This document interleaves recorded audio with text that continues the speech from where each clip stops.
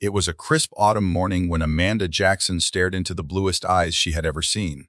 She wasn't at the park admiring strangers. She was in the hospital delivery room, cradling two babies she had just given birth to. Babies that were undeniably, unmistakably white.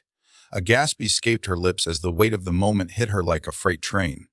Across the room, her billionaire husband, Richard Sterling, stood frozen, his expression shifting from confusion to betrayal in a heartbeat. "Amanda," he hissed, "whose children are these?"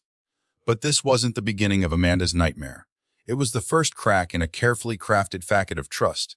Years later, shocking truths would come to light, truths that would turn everything Amanda thought she knew upside down. Amanda Jackson never thought she'd end up living in the lap of luxury. Growing up in a small town in Georgia, she worked her way through nursing school, dreaming of a stable life. But life had other plans when she met Richard Sterling, a tech entrepreneur who was as brilliant as he was charming. Their romance was a whirlwind. Richard was captivated by Amanda's strength and resilience, and Amanda found herself swept away by his generosity and vision.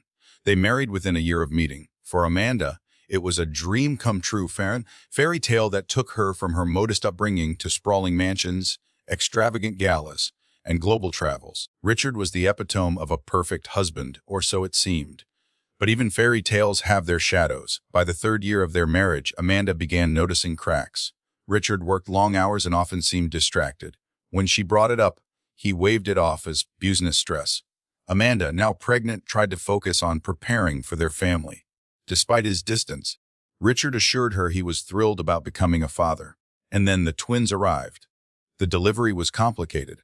Amanda was under anesthesia when the twins were born, and when she woke, she was greeted by a strange silence. The nurses exchanged nervous glances as she asked to see her babies. Finally, they wheeled the bassinet in. The sight was like a punch to the gut. Two pale, rosy-cheeked infants stared up at her, their blue eyes shining. Amanda froze. She glanced at the nurse, then back at the babies. "There must be some mistake," she whispered. But there was no mistake. The DNA tests later confirmed it. Amanda was their biological mother. Richard's reaction was immediate and explosive.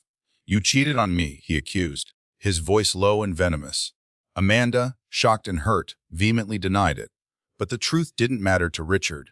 In his mind, the evidence was clear the babies weren't his, and Amanda had betrayed him. Their once happy marriage dissolved overnight. Richard filed for divorce and moved out of their mansion, leaving Amanda to pick up the pieces. She pleaded for him to believe her, but he refused. His lawyers were ruthless, ensuring Amanda walked away with as little as possible. With no choice but to return to her nursing career, Amanda moved back to her hometown, raising the twins on her own. Everywhere she went, whispers followed her. People speculated about the baby's appearance, her failed marriage, and the scandal that had rocked the Sterling empire. Amanda, however, refused to let the gossip define her. She focused on raising her children, determined to give them a good life despite the challenges. Little did she know, the story wasn't over. It was just beginning. One evening, 5 years later, Amanda received an unexpected phone call. The voice on the other end was trembling. "Ms. Jackson," the woman said, "you don't know me, but I have information about your children and Richard." Yeah. Amanda's heart stopped. "Who is this?" she demanded. The woman hesitated before answering. "Someone who knows the truth about what happened. Meet me tomorrow, 8 p.m., at the diner on Main Street." Amanda didn't sleep that night. She had no idea what she was about to uncover, but one thing was certain. Her life was about to change forever. The diner on Main Street was nearly empty when Amanda arrived the next evening. The fluorescent lights buzzed faintly, casting a sterile glow over the red vinyl booths. Amanda scanned the room nervously, her heart pounding in her chest. A woman in her late 50s waved her over from a corner booth. She was unassuming, with graying hair pulled into a bun and glasses perched on her nose. Amanda hesitated for a moment before walking over and sitting down. "You're Amanda," the woman said, her voice soft but steady. "I'm Ellen. I worked with Richard for years." Amanda studied her, trying to gauge her intentions. "What did you call me?" Ellen took a deep breath, her fingers trembling as she clutched a mug of coffee. "Because you deserve to know the truth, about your children, about why Richard left you." Amanda leaned forward, her eyes narrowing. "What truth? Start talking." Ellen hesitated, her gaze darting to the diner's door as though expecting someone to burst in at any moment. "Do you remember Richard's company, Sterling BioTech?" "Of course," Amanda replied. "It's what made him a billionaire." Yes, Ellen said, her voice dropping to a whisper. But what you don't know is that Richard's company wasn't just about software and technology. He was funding secret genetic experiments, projects that were highly unethical, even illegal. Amanda felt the blood drain from her face. What does this have to do with me or my children? Ellen swallowed hard. During one of these projects, they were experimenting with advanced gene editing. The goal was to manipulate DNA to create designer children, babies with enhanced intelligence, perfect health, or specific physical traits. Richard approved using your pregnancy as part of the experiment. Amanda recoiled, her heart racing. That's insane. I never agreed to anything like that. Ellen nodded, her expression grim. You didn't. You were never supposed to know. But Richard saw you as the perfect candidate. Healthy, intelligent, and someone he could control. The lab altered the embryos before implantation. Amanda's hands trembled as she gripped the edge of the table. You're saying my children were part of some experiment. That's why they look the way they do. Yes, Ellen admitted. The genetic material used wasn't entirely yours or Richard's.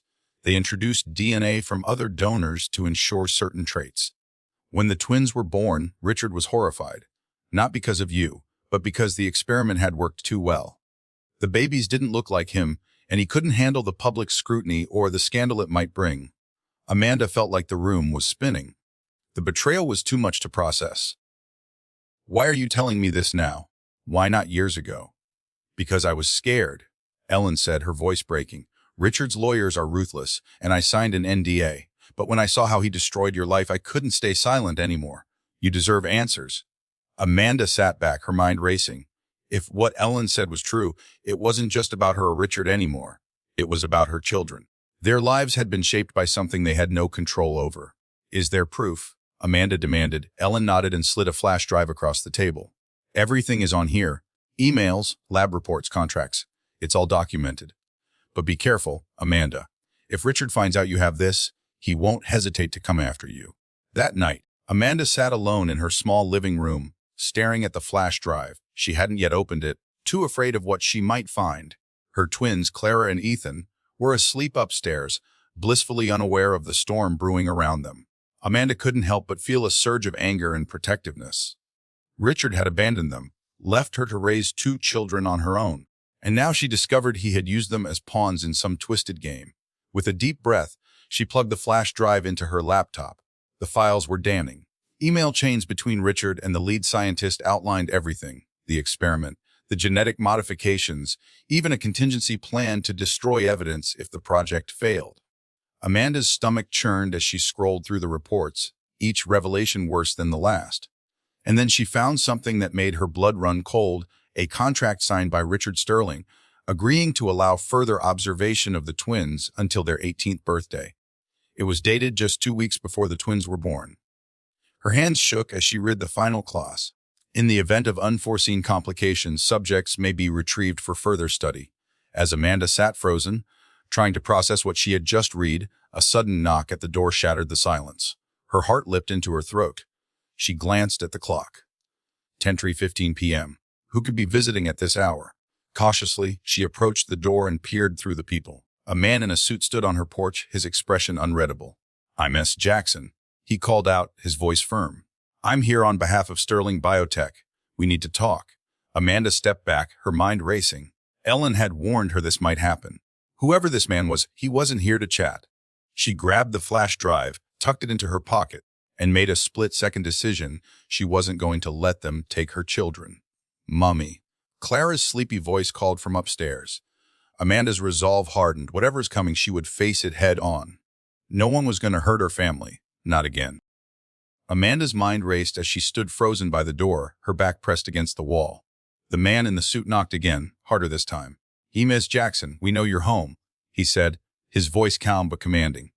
We need to discuss an important matter concerning your children. Please open the door. Every instinct told Amanda to run, but she couldn't just leave Clara and Ethan upstairs. Steeling herself, she called out, I don't know who you are or what you want, but I'm not interested. Please leave. There was a pause before the man replied, Ms. Jackson, if you refuse to cooperate, I'll have no choice but to involve the authorities. Amanda's heart was pounding. She knew she couldn't let this man, or anyone from Sterling BioTech, get their hands on her children. Quietly, she grabbed her keys and phone from the counter. Moving swiftly, she crept upstairs and into Clara and Ethan's room. The twins were still asleep, their innocent faces illuminated by the soft glow of a nightlight. Amanda crouched beside them, whispering, "Clara, Ethan, wake up, honey." Clara stirred first, rubbing her eyes.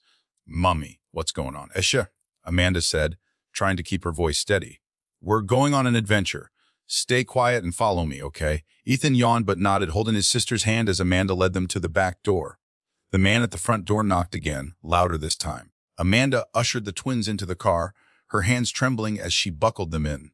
As she started the engine, she saw the man walking around the side of the house. Without hesitation, Amanda backed out of the driveway and sped off into the night. Amanda drove aimlessly for hours, unsure of where to go. She couldn't go back to the house. It was no longer safe. Finally, she pulled into the parking lot of a motel on the outskirts of town. Inside the room, she put the twins to bed and opened her laptop. She needed help, but who could she trust? Ellen's warnings echoed in her mind. Richard has resources. Be careful who you talk to. Then she remembered someone. Marcus Bell, an investigative journalist who had once exposed corruption in a pharmaceutical company tied to Sterling BioTech. Amanda had read his articles years ago and admired his tenacity. If anyone could help her uncover the full truth, it was him. With trembling fingers, she typed out an email, attaching the most incriminating files from the flash drive. She hit send, praying he would respond. The reply came faster than she expected. Marcus agreed to meet her the next morning at a diner a few towns over. His email was cautious but clear. "Bring everything you have. And be prepared, this could get dangerous." The next day, Amanda dropped the twins off at a trusted friend's house before heading to the meeting. When she arrived, Marcus was already there. A tall man in his early 40s with a sharp gaze that seemed to see right through her. "You're brave for coming forward," he said after introductions. "Most people would have folded under this kind of pressure." Amanda slid the flash drive across the table. "You haven't seen pressure until you're a mother fighting for her kids." Marcus plugged the drive into his laptop, his expression growing darker with each passing minute. "This is big," he finally said. "If what's on here gets out, Sterling BioTech won't survive the fallout. But it also means they'll stop at nothing to silence you." Amanda leaned in. "I don't care what it takes. I want the world to know what they've done, to me, to my children, and I want Richard held accountable." Over the next few days, Marcus began piecing together a comprehensive expose. He uncovered more evidence of Sterling BioTech's unethical practices, including payments to silence other victims and political bribes to keep investigations at bay. Meanwhile, Amanda's life became a whirlwind of paranoia. She noticed cars following her, strangers lingering near the motel. One night, her laptop mysteriously stopped working, as if someone had remotely hacked it. Marcus warned her, "They're trying to intimidate you. Don't let them." But the pressure mounted when Amanda received a court summons. Richard Sterling was suing her for custody of the twins, claiming she was an unfit mother. The custody battle was brutal. Richard's lawyers painted Amanda as unstable, citing her sudden move and consubstantiated claims. About Sterling BioTech, Amanda fought back with every ounce of strength she had, presenting evidence from the flash drive and even calling Ellen as a witness. Ellen's testimony was a turning point. She detailed the unethical experiments and confirmed Amanda's story about the twins' genetic alterations. The courtroom fell silent as she revealed the lengths to Richard had gone to cover up the truth. But the most shocking moment came when Marcus entered the courtroom with a bombshell, a video recording of Richard in a private meeting, admitting to the genetic experiments and calling the twins an embarrassing mistake. The video went viral, sparking public outrage. Sterling BioTech stock plummeted, and federal investigations were launched. Richard was arrested on charges of conspiracy, fraud, and unethical human experimentation. Amanda was granted full custody of the twins, and for the first time in years, she felt a glimmer of hope. But the battle wasn't over. One evening, as Amanda was tucking Clara and Ethan into bed, Ethan asked, "Mummy, are we different?" Amanda smiled softly, brushing a curl from his forehead. "You're special," she said. "But not because of how you were made. You're special because of who you are." As she closed their bedroom door, Amanda knew the fight for justice wasn't just for her family. It was for everyone Sterling BioTech had hurt. She vowed to keep fighting, no matter what it took. The world was on fire, and Amanda Jackson was at the center of it. The fallout from the Sterling BioTech scandal had grown beyond her wildest imagination. News outlets replayed the video of Richard's damning admission on a loop. Protesters gathered outside Sterling BioTech's headquarters, and social media buzzed with the hashtag Justice for the Twins. But for Amanda, this was more than a media frenzy. It was a fight for redemption. A week after Richard's arrest, Amanda received an invitation to appear on The Spotlight, a renowned investigative journalism show. Hesitant but determined, she agreed. She knew her voice could make a difference. The night before her appearance, her phone buzzed with a call from an unknown number. Against her better judgment, she answered. "Ms. Jackson, this is Dr. Vivian Carter," the voice said. Amanda frowned. The name rang a bell. I was one of the lead researchers at Sterling BioTech.